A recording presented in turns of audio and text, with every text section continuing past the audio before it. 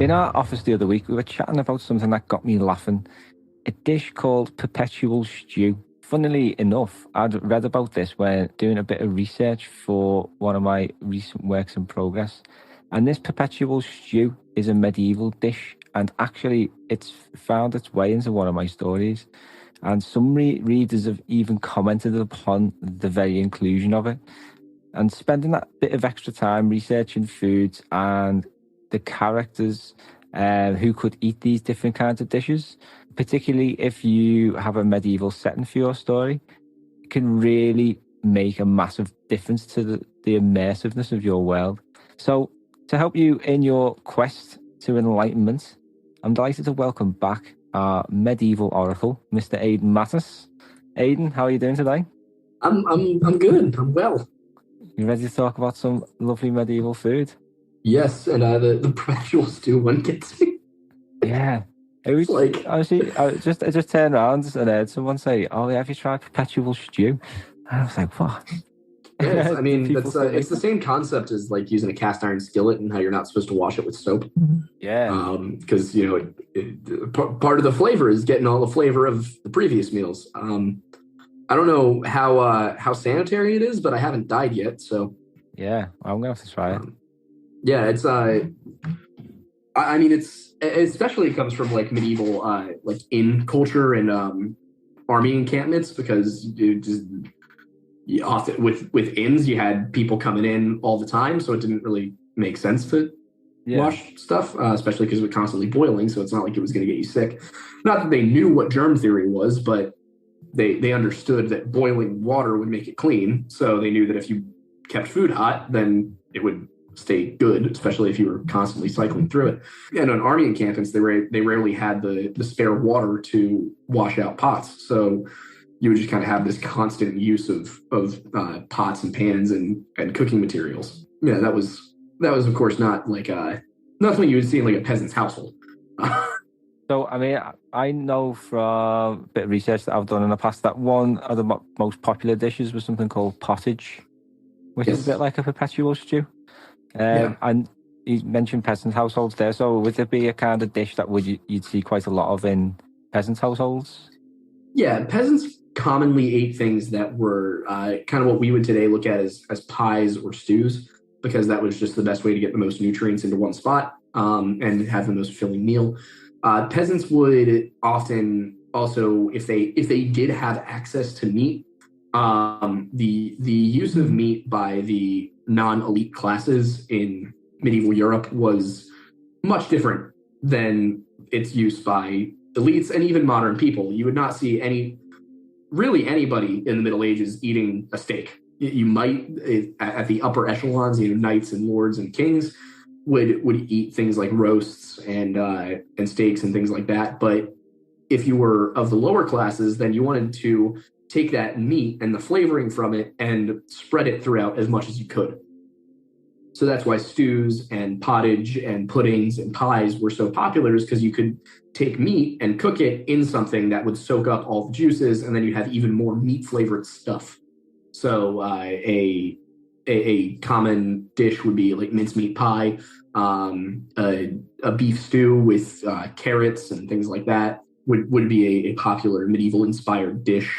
Even today, if you go to an Irish restaurant, you're going to get if you order like a Guinness stew or something, which is a popular dish over in American Irish communities, you're going to have something that's basically you take a chunk of roast, you toss into a stew, you put carrots and celery and potatoes and everything in it, and you really like stew that for hours. And the reason you do that is to get the meat flavoring to soak into the vegetables and the potatoes. And if you'll have bread with it usually. And what in medieval times, what they would do was bread that was meant to be carried on campaign or by travelers was not, you didn't want soft bread, because if you had a soft bread, it was going to get mushed and just wasn't going to be edible by the time you're traveling somewhere. So they would bake their bread very, very hard. And then the way that you would soften it to make it edible was that you would, when you went to eat dinner that night, you would put the bread into the stew and you would soak it in the stew while you ate your stew. And then by the time you're done, you've got your nice soft bread and you can eat that, and that gets you your carbs and your grains. Was another name for that trenches? Trenchers were specifically they're like bread bowls. So it would be a hollowed out loaf of bread. And I've seen them. I've seen people use them in cooking in the modern era because it makes sense. But it was the same idea. You would bake a loaf of bread, cut out the middle of it, and then pour the stew into it so that it would soak into the walls, and then you would be able to eat your plate, essentially. Yeah. Less washing off. That's my kind of cooking. Honestly, like in my opinion, I wish somebody would come up with a trencher that tasted good that you could sell commercially. Oh, have you ever tried Yorkshire pudding?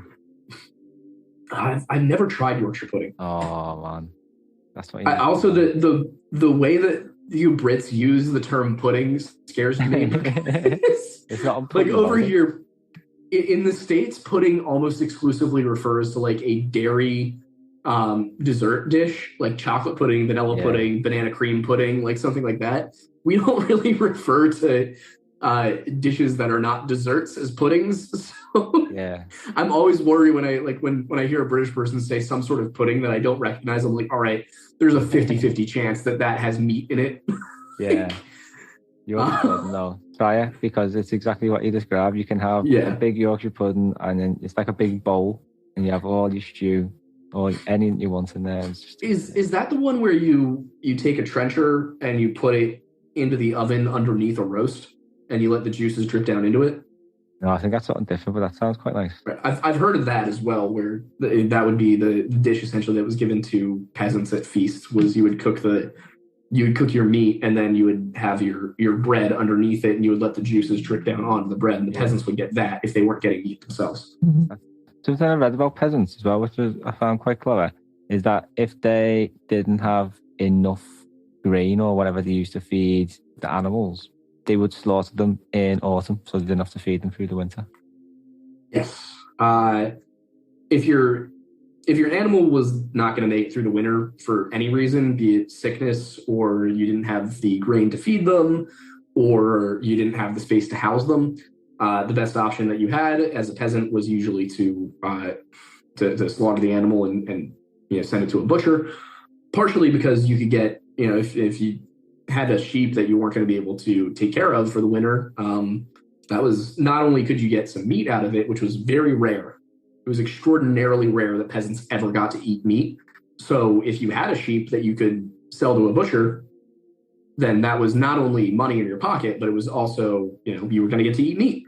And the way that they would, preserve meat was they would salt it, and sometimes you would coat it in something like butter, but they would essentially dry age their meat, in cellars and hang it in the cold with salt on it to preserve it over time.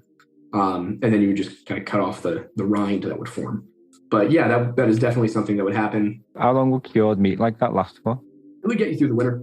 I know for a fact it can last 3 months, but I've heard stories of people managing to use, natural salt curing to keep something for 6 months. But for the most part, you would want to keep that through like the winter. Also, it was very difficult for people in continental Europe to maintain a low enough temperature to salt cure meat for more than just the winter. Mm-hmm. Yeah. But if you could definitely get yourself through a winter on cured meat, and people would take it on campaign as well. Actually, just straight up dry out meat to be almost like a jerky when you were on campaign. A lot of the time, if you couldn't get access to cattle on the campaign trail. But, obviously not a peasant situation. But for example, knights going into combat would eat a pound of meat that morning. They'd eat a pound of beef because they needed the calories to get through the day. A lot of meat. Yeah, it's a lot of meat. So I was going to ask you as well was about bread and how important that was to medieval diet. Extremely important. Most of a peasant's calories were going to come from bread. As you kind of got up a little bit in society from the serf or like free peasant level, you were going to see more dairy involved in your diet, and then eventually meat and things like that. But you got to remember that grain was used for not only just bread but also ale, and bread and ale were two of the primary sources of nourishment for a medieval peasant, because ale was clean, first of all. It is the whole medieval people were drunk all the time because they only drank ale and not water thing is a complete myth. That was fabricated during the Victorian period when they were trying to display themselves as being better than the medieval period. So they kept making up just lies about the Middle Ages so that they could feel better about themselves. But yeah, it was very useful for keeping people fed. And bread also is something that expands in your stomach, so you'll feel full for longer. And it's the same thing with ale, things like that. The grains will keep you full.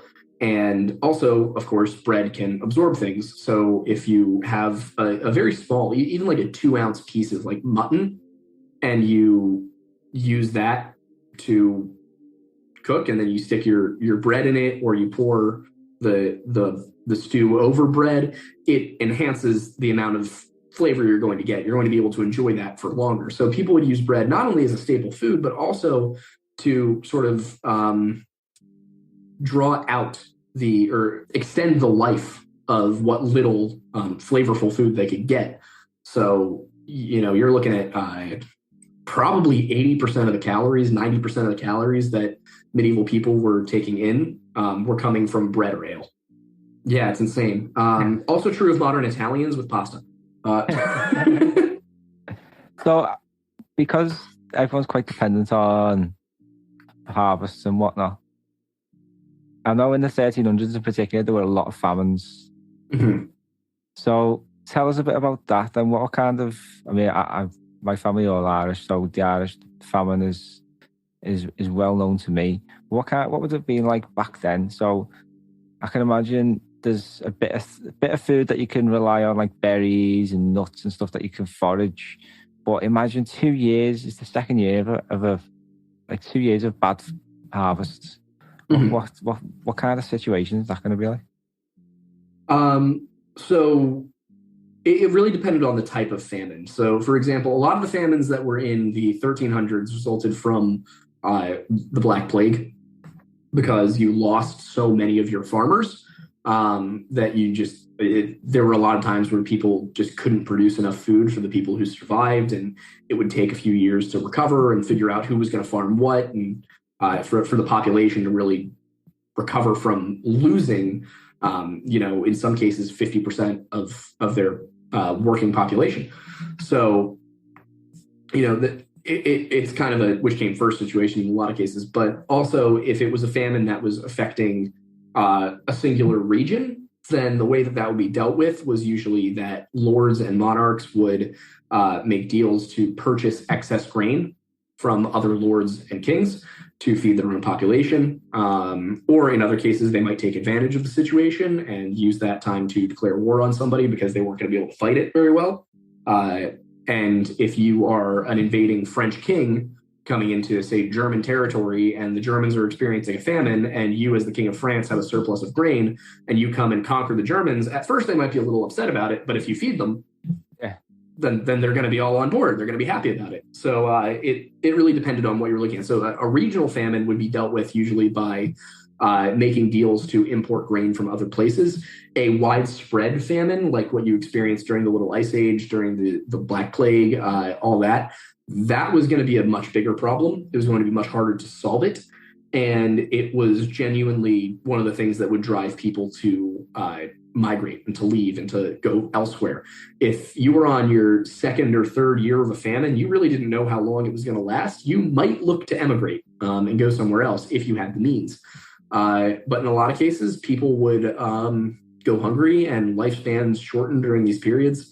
One thing that we kind of take for granted in our modern society is that there's almost there's never going to be a situation, unless there is some major catastrophic event, where the entire world experiences a famine. If you're undergoing a famine somewhere, you can always import food. For example, California is still dealing with, I believe, a pretty severe drought. Over the last decade, they've been having a lot of problems with their water sources. So if California were isolated, if we didn't have, trucking and shipping, then they would be in a lot of trouble. But they've been able to import food, even just from neighboring states. to fill those gaps. So in the modern age, we can't really imagine that there would ever be a time where you've got to resign yourself to the fact that you or a family member might starve. But in the medieval period, that was a very real possibility. One way people might handle it was they might send their children off to be wards somewhere else, or to if somebody was capable of getting their child into the service of a knight as a page, they might do that. If you were a peasant, you were always looking for a way to get out of being a peasant. Yeah. To either earn enough money that you could hire your own workers to work in your fields, or to get your kids into a system where they could become a knight themselves by being a page first. And then in the later Middle Ages, you would maybe try and apprentice them to somebody in one of the cities, because those people had more mobility and more money. But it was a very real possibility during a famine in the Middle Ages, if you were looking at 2-3 years of poor crops, that you or a family member might starve, which is just one of the dark realities of world history. But in plagues and famines were extremely deadly, and there was often nothing you could do about it. Yeah, like if you're working on a fantasy story and you need an environmental thing that is going to be a genuine risk to your characters, plagues and famines are two of the best ones and the most accurate ones you can go with without tapping into like magical stuff. Yeah. Because there really was no recourse for it. You couldn't do anything about it. You were just stuck. Yeah, definitely. The terrific source of conflict. And just thinking about little things like food source, it can just add new elements to your story. Mm-hmm. So it's been fantastic talking to you about that, Aidan. Thanks so much for sharing all that information and wisdom. Thanks for having me on. How can we find out a bit more about you? You can find me on Instagram, Snapchat, and TikTok at the Aidan Mattis. That is TheAidanMattis, or on YouTube and Patreon at the Lore Lodge. Thanks very much. And Aidan will be back for more medieval chat in the next few episodes.